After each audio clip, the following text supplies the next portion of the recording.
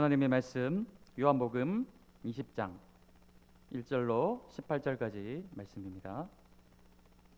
요한복음 20장 1절부터 18절까지 말씀 교독하겠습니다.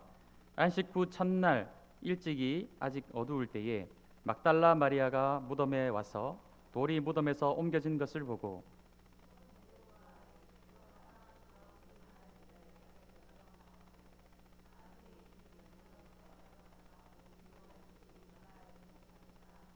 베드로와 그 다른 제자가 나가서 무덤으로 갈새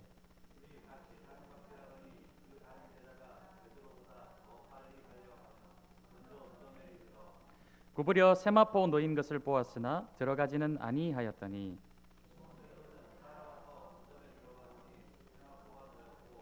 또 머리를 쌌던 수건은 세마포와 함께 놓이지 않고 딴 곳에 쌌던 대로 놓여 있더라.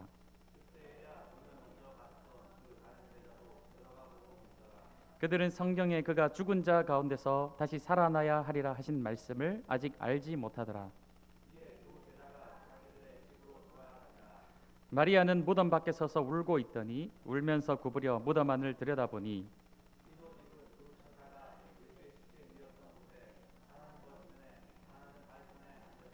천사들이 이르되 여자여 어찌하여 우느냐 이르되 사람들이 내 주님을 옮겨다가 어디 두었는지 내가 알지 못함이니이다.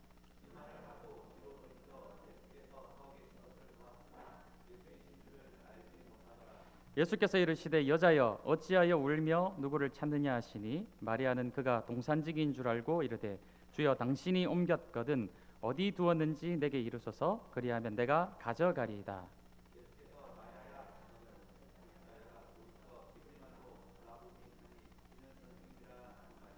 예수께서 이르시되 나를 붙들지 말라 내가 아직 아버지께로 올라가지 아니하였노라. 너는 내 형제들에게 가서 이르되 내가 내 아버지 곧 너희 아버지 내 하나님 곧 너희 하나님께로 올라간다 하라 하시니 제자들에게 내가 주를 보았다 또 주께서 자기에게 이렇게 말씀하셨다 이러니라. 아멘. 안식 후 첫날 새벽이 되었습니다. 예수님께서 금요일 저녁에 금요일에 돌아가셨죠. 그래서 금요일, 토요일이 안식일이고 그 다음 날인 주일, 우리가 지금 함께 모여 예배드리는 이 주일입니다. 주님의 날, 이 안식일 첫날 새벽에 막달라 마리아가 예수님의 무덤에 찾아가게 되었죠.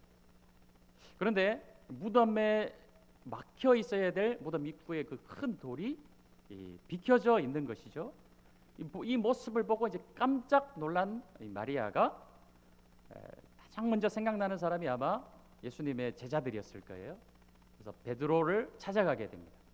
이 베드로가 여기 성경에 보면 이제 또 다른 제자라고 나와 있는데 이것은 요한복음을 기록한 요한일 것이에요. 베드로와 요한이 막 다름질하여서 막 놀래서 예수님의 무덤으로 달려가는데 가서 보니까 또 막달라 마리아의 말대로 무덤의 문이 열려 있는 것이 아니겠습니까? 그래서 그 안을 들여다보니 예수님의 시체는 없고 두 천사가 한쪽에는 머리편에 한쪽에는 다리편에 있는 것을 본 것이에요. 그때 함께 따라왔던 이 마리아는 막 펑펑 울면서 그 기다리고 있다가 안을 들여다보니까 천사가 있는 것이 아니겠습니까? 누구를 찾느냐 하니까 내 주님을 찾는데 혹시 누군가 이걸 옮겨놨으면 제가 가져가겠다. 그러니까 이런 모습들을 볼 때 이 마리아도 그렇고 베드로와 요한도 예수님이 이제 부활하셨다라고 생각을 하고 무덤으로 달려간 것이 아니라 누군가가 예수님의 시체를 훔쳐서 지금 옮겼거나 아니면 무슨 다른 사정 때문에 예수님의 시체를 옮겼다. 이 부활하신 것을 인식을 하지 못하고 시체를 이제 어떻게 했느냐 이것 때문에 지금 놀라가지고 있는 그런 상황이라는 것이죠. 그렇게 막 정신이 없는 마리아에게 뒤편에서 예수님이 나타나셔서 처음엔 알아보지 못했어요. 동산직인 줄 알았습니다. 그때 예수님이 마리아라 마리아야 이렇게 부를 때에 그때서야 마리아가 예수님이신 줄 알고 선생님 라보니 이렇게 부르는 것이죠. 그리고 우리가 잘 알고 있던 대로 이들은 돌아가서 이 막달라 마리아는 예수님의 부활하심의 첫 증인이 되는 것을 오늘 말씀을 통해 우리가 함께 살펴보았습니다. 자, 안식일 첫날 이 어두울 때 새벽 미명이 어두울 때라고 말씀하고 있는 것은 단순히 그냥 이 시간대가 어두컴컴한 새벽 시간이었기 때문에 어두웠다라는 것을 의미하기보다는 어떤 사람들의 인식이에요. 부활에 대해서, 예수님이 다시 살아나셨음에 대해서 아직까지는 그들의 인식이 어두웠다라는 것을 말씀을 하고 있습니다. 그때 누가 예수님의 무덤에 찾아갔죠? 막달라 마리아가 예수님의 무덤으로 찾아가게 되었어요. 이 마리아는 성경에서 굉장히 많이 등장하는 이름이 되겠죠. 우리가 잘 알고 있는 마리아는 예수님의 어머니 마리아가 있을 거예요. 또 누가 있습니까? 베다니 지역에 살고 있는 나사로와 마르다와 마리아, 이 3남매가 있겠죠. 그래서 베다니 마리아가 있을 거예요. 이 베다니 마리아가 예수님께 어떤 일을 하였습니까? 자신이 가지고 있던 귀한 향유옥합을 깨어서 예수님의 발을 씻은 그 마리아가 베다니 마리아가 되겠어요. 오늘 성경에 나오는 이 마리아는 막달라 마리아예요. 그래서 제가 베다니 마리아라고 말씀드린 이 베다니는 무엇입니까? 성경의 지명 이름이 되겠죠. 마찬가지로 이 막달라라는 것은 막달라라는 지역에 살고 있었던 마리아. 자, 예수님을 부를 때 우리가 보통 어떻게 부릅니까? 나사렛 예수라고 부르죠. 이 당시에는 예수라는 이름이 굉장히 사실 흔한 이름이었어요. 왜냐하면 예수라는 이름의 뜻이 구원자이기 때문에 그렇습니다. 그래서 그 당시 로마의 지배를 받고 있던 상황이었기 때문에 이도 여러 사람들이 자신의 아이의 이름을 그 우리나라의 희망이 되라고 예수라고 이름을 많이 붙였기 때문에 동명이인이 많았다라는 것이죠. 그래서 예수님을 구분할 때 나사렛 지역에서 나신 예수다, 자라신 예수다 해서 나사렛 예수라고 붙이는 것처럼 바로 이 마리아도 아주 굉장히 그 당시에 흔한 이름이었어요. 제가 대학교를 다닐 때 한동대학교가 한참 이렇게 막 떠오르던 그런 시절이었습니다. 이 한동대학교는 잘 아시던 대로 기독교 대안적인 대학교였어요. 그래서 그때 한때 어떤 이야기가 있었냐면은 한동대학교에 가서 한나라는 이름을 찾으면 등록된 이름만 70명에 달한다라고, 그 정도로 한나라는 이름이 굉장히 많이 있던 시절이었습니다. 마찬가지로 이 마리아란 이름의 뜻은 이 아름다운 여인이란 뜻이에요. 그래서 이 자신의 딸을 낳게 되면은 마리아란 이름을 굉장히 많이 붙였다라는 것이죠. 그래서 우리 성경에 나오는 이 막달라 마리아는 막달라 지역에서 우리가 구분되어진 그런 그 지역 출신인 마리아다, 이런 뜻이 되겠습니다. 그런데 우리가 많이 오해하고 있는 것이 있어요. 막달라 마리아라고 하면은 좀 전통적으로 이 사람이 창기다라는 그런 인식들이 있습니다. 근데 이것은 오해예요. 막달라 마리아는 창기가 아닙니다. 누가복음 8장 2절 말씀에 보면 이 막달라 마리아를 어떻게 소개를 하고 있냐? 바로 7 귀신이 들렸던 막달라 마리아라고 말씀하고 있어요. 7 귀신이 들렸던 이 막달라 마리아가 누구를 만났죠?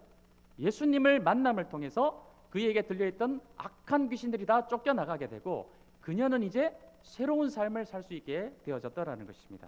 그래서 이 막달라 마리아는 창기가 아니라 7 귀신이 들렸다가 예수님을 만나 구원받은 마리아가 바로 막달라 마리아라는 것이죠.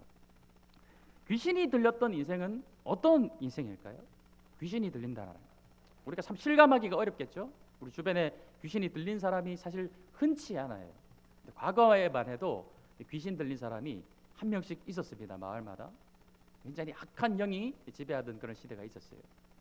제가 어릴 때 초등학교 때 다녔던 교회에도 굉장히 제가 친하게 지내던 한 2살 정도 어린 동생이 있었어요. 굉장히 친구처럼 친하게 지냈던 그런 동생입니다. 그 동생에게는 2명의 누나가 있었어요. 그래서 첫째 누나가 있었고 둘째 누나가 있었는데 그 당시 제 기억으로는 굉장히 아름다웠던 그런 누나들이었습니다. 그런데 안타깝게도 고등학교를 한 첫째 누나가 고등학교를 졸업을 하고 나서 갑자기 귀신이 들리게 된 거예요. 그러니까 급속도로 사람이 천천히 이제 막 망가지기 시작하는데, 심지어는 어떻게까지 하냐면은 막 길에 그 병들이 막 깨어져 있지 않습니까? 그런 병이 깨진 것에다가 자기 손을 막 이렇게 비벼가지고 그거를 막 눈을 비비고 얼굴을 비벼가지고 얼굴이 막 망가지고요. 굉장히 막 너무 안타까운 모습을 보이더라고요. 그러니까 어쩔 수 없이 막 이제 사람들이 뭐 다른 방법이 없으니까 예배 시간에 앉혀놓고 막 기도해주고 막 이렇게 하면 예배 시간에 막 견디지를 못하는 거예요. 엉덩이를 막 들썩들썩하고 막 나가려고 하고요. 막 억지로 다시 붙잡아 앉혀놓고 막 그런 일들을 제가 어릴 때 봤던 기억이 있어요. 지금은 이제 어떠신지 잘 모르겠지만 그때 당시 굉장히 이제 온 교회가 그 누나를 보면서 안타까운 마음을 가지고 막 함께 기도해주고 그랬던 기억이 납니다. 그 자신의 어떤 삶뿐만이 아니라 온 가족의 삶이 굉장히 이제 어려워지는 그런 모습들을 지켜보았다는 것이죠. 막달라 마리아의 삶은 어떠했을까요? 7 귀신이 들린 그 삶은 어떠한 삶이었을까요? 우리가 잠깐 이 7 귀신이 들렸던 그 한 여인의 삶이 어땠을지 한번 머릿속으로 한번 상상을 해보십시오. 잠깐요. 얼마나 고통스럽고 비참하고 온 가족으로부터 버림을 받고 사는 게 아닌 그냥 목숨만 붙어있지 사는 게 아닌 그런 삶이었을 것이라는 것입니다. 그런데 그 막달라 마리아가 누구를 만나게 된 것이죠? 예수님을 만나게 된 거예요.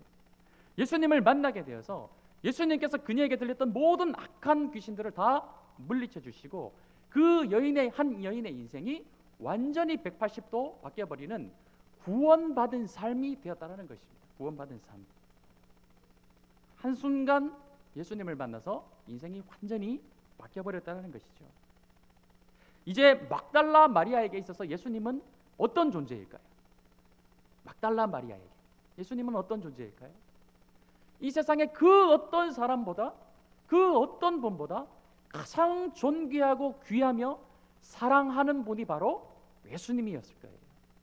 그 인생 모두와 바꾸어도 모자랄 것이 없는 분이 바로 막달라 마리아의 인생에 있어서 예수님이시라는 것이죠. 그런데 어마어마한 충격적인 일이 또 한 번 마리아에게 일어나게 됩니다. 그 일이 무엇입니까? 예수님의 사랑하는 제자들이 다 예수님을 배신하고 그 가운데 가룟 유다가 예수님을 돈을 받고 팔아넘기며 그리고 예수님이 온갖 신문을 당하고 채찍질을 당하며 채찍질을 당해서 아무 힘도 없는데 그 무거운 십자가를 지고 그 가시밭길을 걸어가시다가 이 힘이 없어서 쓰러지니까 들고 갈 힘이 없어서 쓰러지니까 옆에 있던 구레네 시몬을 불러다가 그 십자가를 대신 지게 하고 가는 동안 계속 채찍질이에요. 일어나서 가라, 일어나서 가라. 그래서 결국에는 그 골고다 언덕까지 이르러서 그 양팔에 못이 박히시는 장면, 양발을 겹쳐서 못을 박는 장면, 그리고 그 십자가를 일으켜서 골고다 언덕에서 세우고 그 어마어마한 고통 가운데 사람이 말라서 온 몸에 땀과 물과 핏방울이 다 쏟아내면서 죽어가시는 예수님의 모습을 목격하는 그걸 한 가정 한 가정 다 지켜보고 있는 마리아의 심정이 어땠을까요? 과연 어땠을까요? 우리가 마리아라고 한번 생각을 하고 그 장면을 지켜본다고 생각하고 그냥 구경하듯이 볼 수 있었을까요? 그렇지 않을 거예요. 거의 맨정신이 아닌 상황으로 나의 인생을 구원해 주시고 새롭게 살게 된 구원받은 인생을 살게 해주신 그 세상에 어떤 분보다 존귀하고 사랑하는 예수님이 그 이방인의 손에 의해서 처참하게 말라 죽어가는 그 십자가의 그 고통받으시는 장면을 보면서 마리아는 한순간도 눈물을 흘리지 않을 수 없었을 겁니다. 펑펑 울면서 그 장면들을 지켜보았을 것이라는 것이에요. 한번 상상해 보십시다. 마리아가 그 예수님이 십자가에서 죽어가시는 장면을 어떤 모습으로 지켜보고 있었을지. 제가 이전 교회에서 30대 한 남자 집사님께서 참 교회에서 아름답게 섬기시던 남자 집사님이셨어요. 한 번씩 이 교회 앞에서 막 기타를 치면서 찬양팀에 들어가서 막 찬양도 하시고요. 그런 열심히 교회를 섬기시는 집사님이신데 어느 순간 갑자기 암이 발견이 되어가지고 시한부 판정을 받으신 것입니다.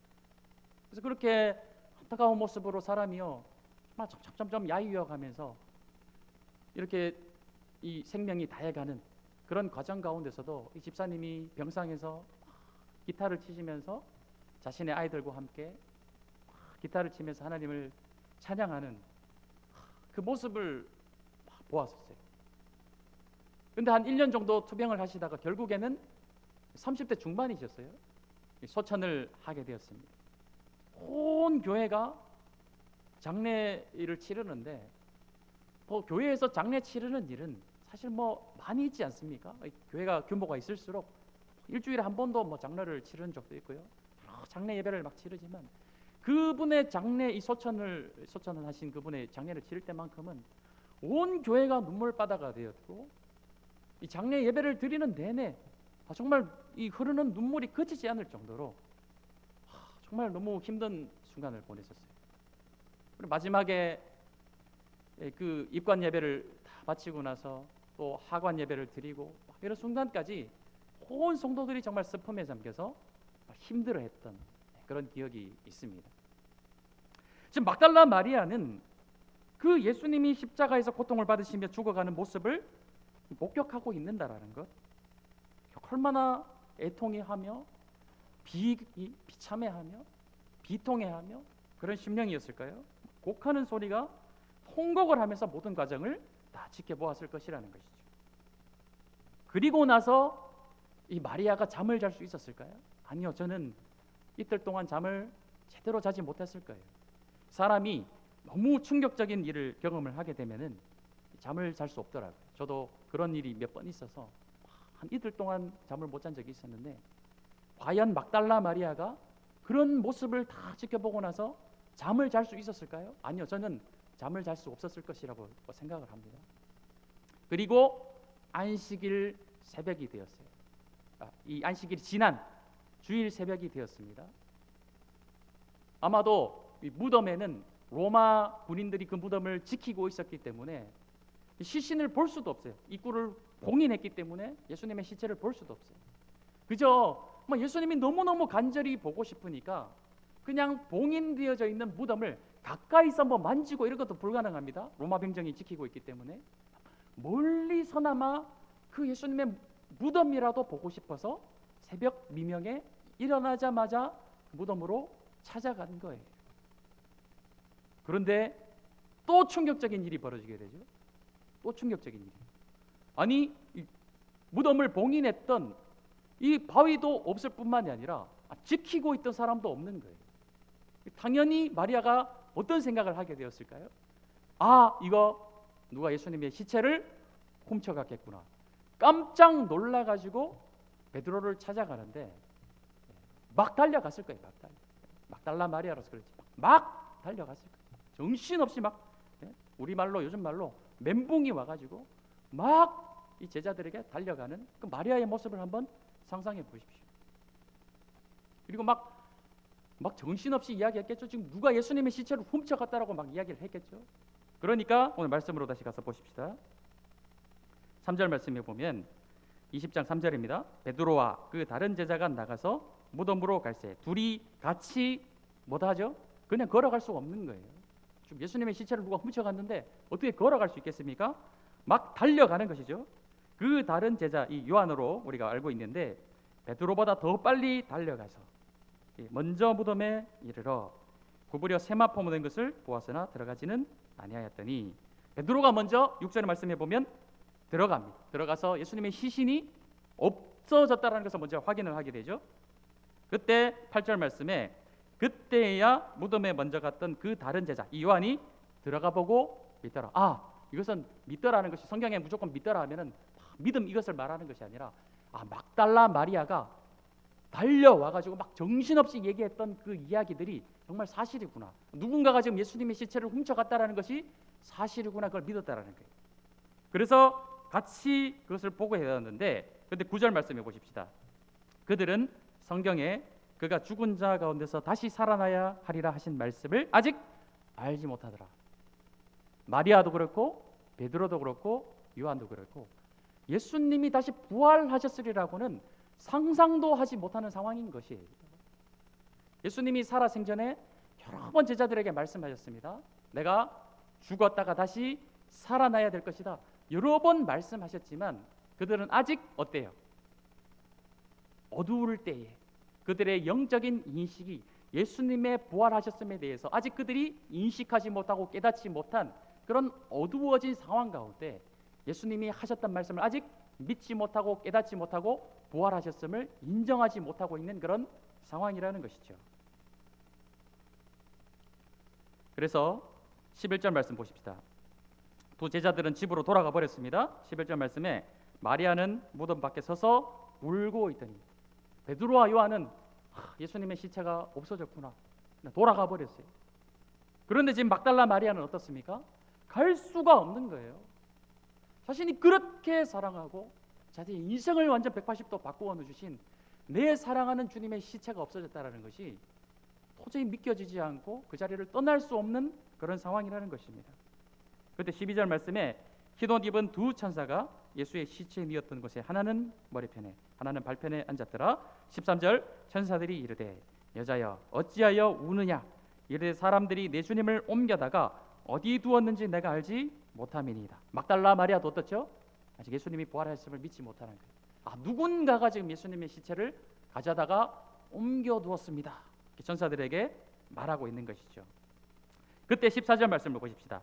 이 말을 하고 뒤로 돌이켜 예수께서 계신 것을 보았으나 예수이신 줄을 알지 못하더라. 예수님을 보고도 어때요? 알아차리지 못할 정도의 상황이었던 거예요. 정신을 못 차리는, 정말 멘붕이 와가지고 막 정신이 멘탈이 나가 있는 그런 마리아의 상황이었기 때문에 예수님을 알아보지 못할 정도였다는 것입니다. 그때 이제 15절 말씀에 예수께서 이르시되 여자여 어찌하여 울며 누구를 찾느냐 하시니 마리아는 그가 동산직인 줄 안 거예요. 동산직인 줄 알고 이르되 주여 당신이 옮겼거든 어디 두었는지 내게 이루소서, 그리하면 내가 가져가리이다. 예수님의 시체라도 막 찾고 싶은 거예요. 내 사랑하는 그 예수님, 예수님의 시체라도 다시 찾아다가 정말 고이 다시 무덤에라도 내가 가져다 놔야 되겠다. 그런 심령으로 간절하게 지금 동산직인 줄 알고 예수님께 이렇게 말하고 있는 마리아의 모습을 한번 머릿속으로 떠올려 보십시오. 그때 예수님께서 어떻게 하십니까? 마리아야 라고 부르시는 거예요. 마리아야. 그제서야 이 마리아의 눈이 밝아졌고 부활하신 예수님에 대한 인식이 깨쳐진 거예요. 예수님이 정말로 부활하셔서 지금 내 이름을 불러주시는구나. 다시 부활하시겠다 약속하신 그 예수님께서 지금 내 이름을 불러주실 때 예수님이 정말 부활하셨음이 완전히 깨달아지고 그 예수님을 알아보게 된 것입니다.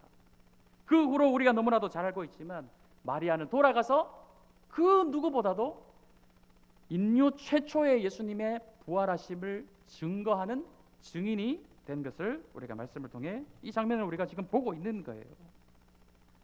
자, 이 모든 과정들이 설명하는 것이 무엇입니까? 예수님의 부활에 대한 인식이 어떻게 변화되는 그 과정을 우리가 함께 말씀을 통해서 내러티브로 조금 과장해서 이렇게 설명을 드렸습니다. 평소에 예수님께서 그렇게 부활하시겠다 말씀하셨지만 이들은 그 말씀을 믿지 못하고 있었던 거예요. 그러나 주님이 그 이름을 불러주실 때 그 마음 가운데 말씀이 그냥 공허하게 떠돌았던 그 말씀이 진짜 그 중심에 심기어지고 깨달아져서 그 말씀이 진리의 말씀으로 변화되어지는, 부활이 그냥 가설이 아니라 진리이며 진실인 것이 밝혀지는 모습을 우리가 말씀을 통해 본다라는 것이죠. 사랑하는 성도님들, 예수님의 부활을 믿으십니까? 매년 부활절을 맞이하고 있어요. 올해도 부활절이 찾아왔구나. 우리 이제 오늘 어린이 찬양을 이제 매년 부활주일마다 하는 찬양이 있습니다. 우르르 쾅쾅 우르르 쾅쾅. 이 찬양을 얼마 전에 했는 것 같은데 또 지금 올해 하고 있네. 또 부활절이 다가왔구나. 매년 우리가 이 부활절을 보내면서 얼마나 그 예수님의 부활이 그냥 성경 속에 나오는 그냥 붕 떠 있는 사실이 아니라 정말 예수님의 부활이 나의 부활, 예수님의 죽으심이 나의 죽으심이며 예수님의 부활이 참으로 나의 부활인 것을 정말 실감하고 계십니까? 우리가 사실은 직접 그 모습을 목격하기 전에는 받아들이기 어려운 것이 인간의 연약함이에요. 우리 말씀을 보십시오. 직접 예수님이 부활하신 모습을 지켜보고도 처음에 깨닫지 못한다라는 거예요. 믿지 못하는 거예요. 믿어지지 않는 거예요. 이 사람의 어떤 당연한 모습인 것이죠. 어떻게 그렇게 내 눈앞에서 처참하게 죽어가신 그 주님이 다시 살아날 수 있을까? 믿어지지 않는 거예요. 사랑하는 여러분들이 복되십니다. 왜 복되십니까? 그 예수님이 살아나신 모습을 보고도 처음에 믿지 못했던 제자들과 마리아도 있는데, 우리 사랑하는 성도님들은 이 성경 말씀에 있는 이 말씀이 하나님의 말씀으로 여러분들이 믿으시죠? 이것을 보지 않고 믿으시는 참된 믿음을 소유한 분이 바로 우리 성도님들이시기 때문에 그렇다라는 것이죠. 로마서 말씀에 보면 아브라함에 대해서 말씀하고 있어요. 아브라함의 믿음이 왜 위대한 믿음이며 그가 왜 믿음으로 의롭게 된 것을 성경에서는 이렇게 기록하고 있습니다.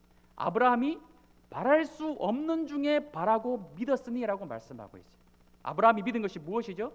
그가 100세나 되어 자신의 몸이 죽은 것과 같고 사라의 태가 끊어진 그 상황에서도 하나님께서 아브라함을 데리고 밖에 나가셔서 저 별들을 보여주시며 네 자손들이 이와 같이 될 것이다. 그 말씀을 아무 의심 없이 하나님이 나에게 말씀하셨기 때문에 하나님을 전적으로 신뢰함으로 믿었을 때에 그것을 바랄 수 없는 중에 바라고 믿었다라고 말씀하고 있는 거예요. 이게 믿음이에요.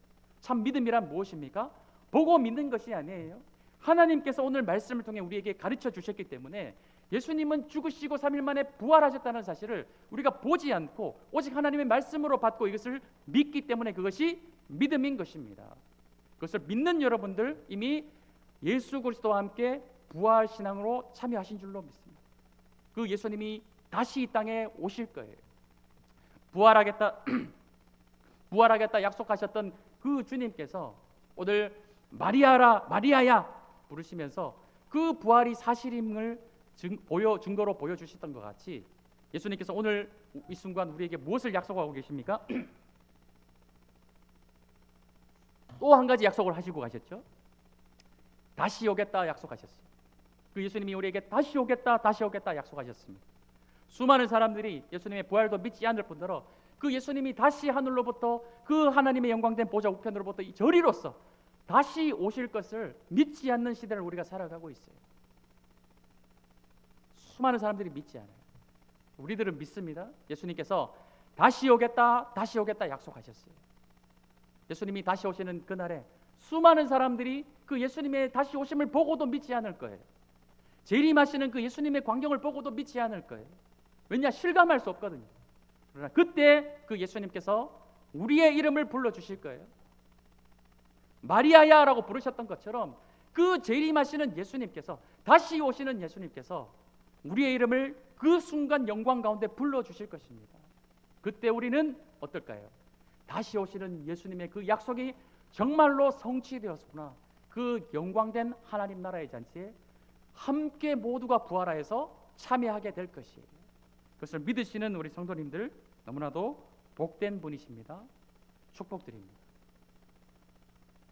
우리는 성경에 나오는 이 사람들이 참 대단한 사람들 같지요. 막달라 마리아, 베드로 이런 사람들이 나중에 예수님의 증인이 되어서 막 순교자가 되고 베드로는 십자가에 거꾸로 막 못 박히고 사도 바울 같은 사람은요 막 수많은 박해에 막 매질을 당하고 풍랑을 경험하고 죽을 위기에서도 끝까지 복음을 전하는 그런 믿음의 사람들이었죠. 이 사람들의 공통점은 무엇입니까? 다 보고 믿었어요. 그러나 우리는 어떻습니까? 보고 믿지 않아요. 우리는 말씀을 듣고 믿는 거예요. 우리는 이 사람들이 더 대단한 사람들 같지만 그렇지 않습니다. 나중에 하나님의 나라가 임했을 때 누가 그 나라에서 더 위대한 사람일까요? 더 높은 사람일까요? 바로 보지 않고 믿는 우리 여기 함께 모여 하나님을 예배하는 부활신앙을 가진 여러분들이 그 하나님 나라에 더 높으신 분들인 줄로 믿습니다. 그런 살아가는 여러분들 이 부활신앙을 자랑스럽게 여기시고 주변에 이 부활을 믿지 못하는 자들에게 입술로 삶으로 이 부활의 신앙을 증거하시는 삶을 살아가시는 축복된 하나님의 백성들이 되시기를 축복합니다.